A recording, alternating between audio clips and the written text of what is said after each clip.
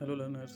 तो आज हम करने जा रहे हैं quadratic formula in quadratic equations. तो let's suppose this is a quadratic equation A x square plus B x plus C is equal to 0 is a quadratic equation given to us. Okay, so इसके लिए quadratic formula होता है minus B plus minus under the root B square minus 4ac upon 2a। ये होता है quadratic formula.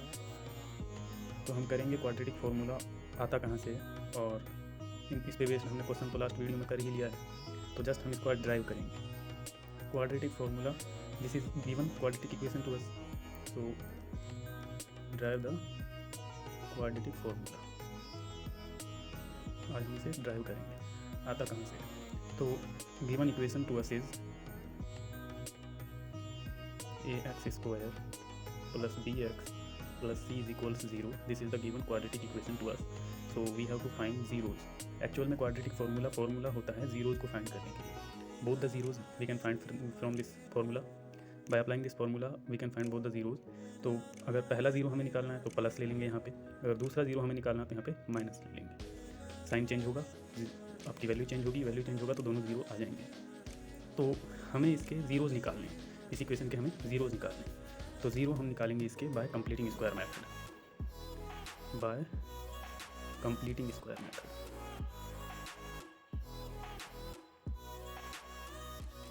Completing square method लगाएंगे हम इसमें।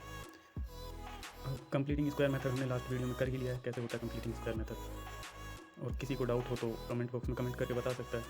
सबसे पहले हम क्या करते हैं, स्टेप फर्स्ट में हम क्या करते हैं, एक्स स्क्वायर की टर्म को फ्री करते हैं। तो एक्स स्क्वायर की टर्म को फ्री करने के लिए हमें ए कॉमन लेना पड़ेगा। A common X square plus B by A into x plus C by A is equal to 0। A इधर जाएगा तो 0 हो जाएगा, तो अपनी इक्वेशन बन जाएगी x square plus b upon a into x plus C upon a is equal to 0। ये अपनी क्वाड्रेटिक इक्वेशन बन गई। अब इसमें हम क्या करेंगे, यहाँ पे 2 से मल्टीप्लाई और 2 से डिवाइड कर देंगे। सेकंड स्टेप होता है कंप्लीटिंग स्क्वायर मेथड का। सेकंड स्टेप में क्या करते हैं, एक्स स्क्वायर प्लस एक्स की टर्म को 2 से मल्टीप्लाई कर देते हैं और 2 से डिवाइड कर देते हैं upon 2a into x plus C upon a is equal to 0। तो कोई फ़र्क पड़ता है इक्वेशन पे, कोई फ़र्क नहीं पड़ रहा। और तीसरा स्टेप अपना होता है, थर्ड स्टेप होता है X square plus 2 into B upon 2a into x plus C upon A. ये जो b अपॉन 2a है इसके स्क्वायर से प्लस करेंगे और इसी के स्क्वायर को सब्ट्रैक्ट कर देंगे। यानी यहाँ पे b बाई 2a के होल स्क्वायर को प्लस कर दिया और b बाई 2a के होल स्क्वायर को सब्ट्रैक्ट करेंगे इज इक्वल टू 0। अब भी कोई इफेक्ट नहीं पड़ा इक्वेशन पे, तो थर्ड स्टेप अपना कंप्लीट हो गया। देन फोर्थ स्टेप में हम क्या करते हैं, ये जो a square plus 2ab plus b square identity बन गई, इस आइडेंटिटी को मर्ज कर देंगे दोबारा से, तो ये बन जाएगा x plus b upon 2a whole square plus C upon a minus b upon 2a whole square is equal to 0। ये अपनी इक्वेशन बन जाएगी। तो अब इस इक्वेशन को सॉल्व कर लेंगे हम स्क्वायर मेथड से। तो बनी इक्वेशन हमारी बन गई थी x plus b upon 2a whole square plus C upon a minus b square upon 4a square is equal to 0। Now इनको रीअरेंज कर देंगे, ये इस साइड चला जाएगा, तो ये बनेगा x plus b upon 2a whole square is equal to b square upon 4a square minus c upon a. Rearrange करने पे आएगा और फिर अब इसको सब्ट्रैक्ट कर देंगे, इसको सॉल्व कर लेंगे। अब बनेगा x plus b upon 2a whole square is equal to 4a square LCM b square minus 4ac, ये बन जाएगा। तो अब इसको स्क्वायर को इस साइड कर देंगे, बोथ साइड इस साइड रूट आ जाएगा, तो x plus b upon 2a is equal to under the root B square minus 4ac upon 4a square. Then it will be plus minus आएगा, यहाँ पे जब आप रूट लेते हो तो प्लस माइनस आता है, तो ये बन जाएगा x is equal to b upon minus b upon 2a plus minus under the root B square minus 4ac upon 4a square, ये बन जाएगा। अब इसे सॉल्व करेंगे, सॉल्व करने पे क्या मिलेगा, x is equal to minus b upon 2a plus minus under root B square minus 4ac upon 2a। इसको रूट से बाहर लेंगे, 2 का स्क्वायर 4 और a का स्क्वायर हट जाएगा, तो x is equal to minus B plus minus under root B square minus 4ac upon 2a। ये आ गया अपनी क्वाड्रेटिक फार्मूला। तो जब अब रूट्स हमारे आएंगे, alpha is equal to minus B plus under the root B square minus 4ac upon 2a, और second root अपना आएगा beta is equal to minus B plus minus यहाँ पे माइनस आएगा, एक बार प्लस लेते हैं एक बार माइनस आएगा, minus under root B square minus 4ac upon 2a। ये बन जाएंगे अपने जीरोज़, दोनों जीरोज़ अपने आ गए क्वाड्रेटिक फार्मूला से। ये क्वाड्रेटिक फार्मूला है, कई जगह पे हमें ये दिया होता है श्रीधराचार्य फार्मूला, इसको बोला भी जाता है श्रीधराचार्य फार्मूला। क्वाड्रेटिक फार्मूला को ही श्रीधराचार्य फार्मूला भी कहते हैं। So it was our quadratic formula we have proved, और इससे रिलेटेड हमने क्वेश्चन लास्ट वीडियो में कर ही लिया है। तो अब हम करेंगे nature of roots. Nature of roots, so roots होते क्या हैं ये भी हमको पता है क्या होते हैं रूट्स। रूट्स होते हैं अल्फ़ा एंड बीटा, थोड़ा जनरली अल्फ़ा बीटा रूट्स होते हैं। रूट्स मतलब x की वो वैल्यूज़ जहाँ पे पॉलिनोमियल 0 होता है, ये होते हैं रूट्स। तो इनका नेचर क्या होता है पहले हम ये स्टडी करेंगे। तो हमने क्वाड्रेटिक फार्मूला बनाया था, वो बना था minus B plus minus under the root B square minus 4ac upon 2a। This is quadratic formula. तो इसमें जो ये अंडर रूट बी स्क्वायर होता है, ये under root B square minus 4ac होता है, इसको हम डी स्क्वायर कहते हैं, सॉरी रूट ऑफ डी कहते हैं। जो ये बी स्क्वायर माइनस 4ac होता है, इसे हम कहते हैं discriminant.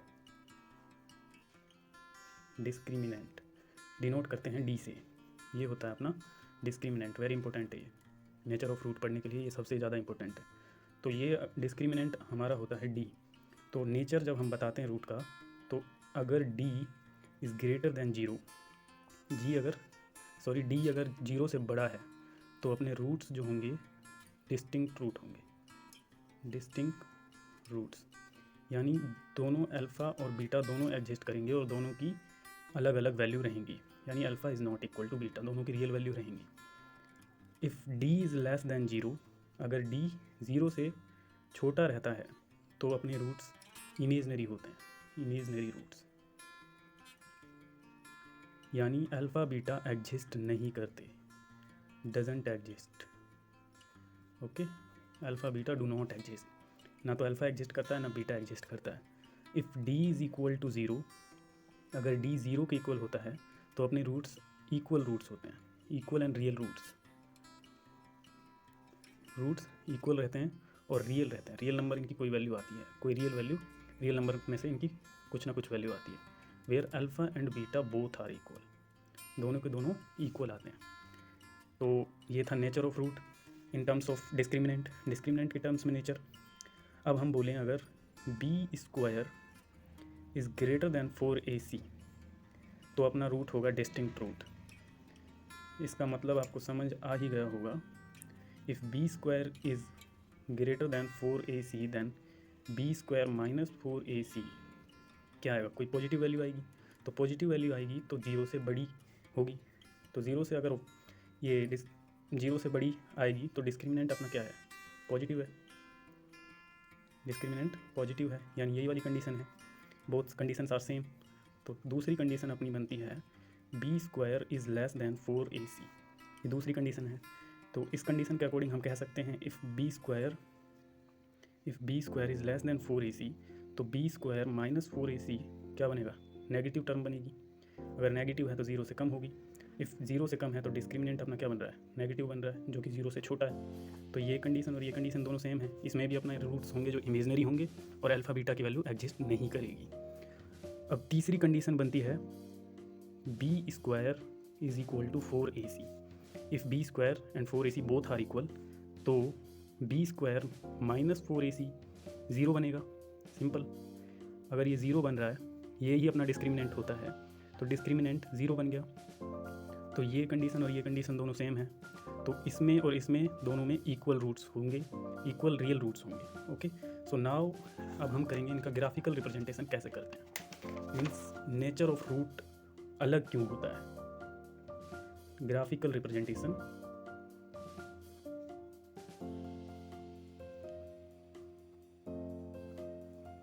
Of natures of root, natures of roots.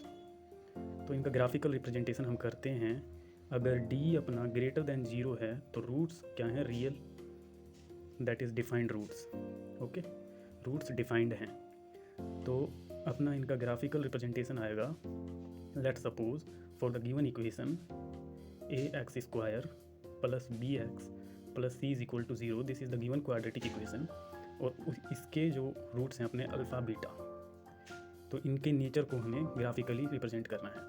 तो if d is greater than 0 then this the parabola of this quadratic equation will something like this, वो कुछ इस तरह होगा, ये x एक्सिस, ये y एक्सिस। तो ये अपनी होगी अल्फ़ा की वैल्यू, ये होगी बीटा की वैल्यू। तो कोऑर्डिनेट्स इसके आएंगे अल्फ़ा कोमा 0, इसके कोऑर्डिनेट्स बीटा कोमा 0। तो ग्राफिकली हम कैसे ज़ीरोज़ को डिफ़ाइन करते हैं ये हमने लास्ट वीडियो में कर लिया है, तो अगर आपको डाउट हो तो आप लास्ट वीडियो देख सकते हैं। Now second condition comes, if d is less than 0 then the roots are not defined और इमेजनरी रूट्स, इमेजनरी रूट्स होते हैं,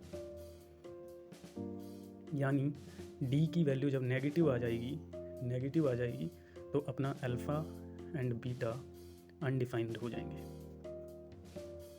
ये अनडिफाइंड हो जाएंगे। तो आप कह सकते हैं if d is negative then quadratic formula अगर आप अप्लाई करें तो minus B plus minus under root D upon 2a, if d is negative then it will minus B plus minus under root some negative term it will be. तो जब root के अंदर अपनी negative term आ जाती है तो वो number अपना आयोटा बनता है, आयोटा जिसे हम कहते हैं इमेजनरी नंबर होता है आयोटा, जो कि एक्सिस पे हम प्लॉट नहीं कर पाते, तो इसको हम रियल एक्सिस पे प्लॉट नहीं कर पाते हैं, तो ये इमेजनरी एक्सिस पे एग्जिस्ट करते हैं। इस कंडीशन में अपने रूट्स इमेजनरी एक्सिस पे एग्जिस्ट करते हैं, रियल एक्सिस पे एग्जिस्ट नहीं करते। तो ये एक्स एक्सिस, ये वाई एक्सिस, इसका इक्वेशन का पैराबोला समथिंग लाइक दिस आएगा, मीन्स पैराबोला एक्स एक्सिस को इंटरसेक्ट ही नहीं करता। अगर पैराबोला इंटरसेक्ट ही नहीं करता तो आपके रूट्स इमेजनरी आएंगे। This will the graphical representation for the condition second. Now comes condition third.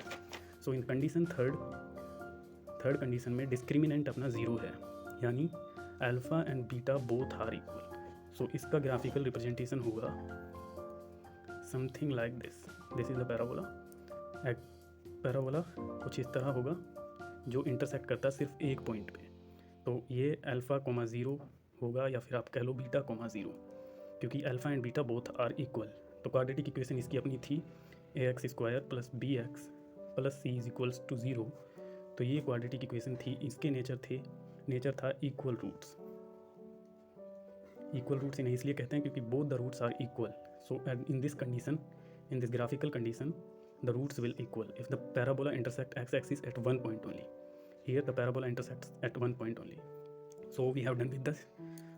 Now let's do a question based upon nature of roots. So let us take a question, that is the given quadratic equation is 2x square minus 3x plus 5 is equal to 0. So find nature of roots.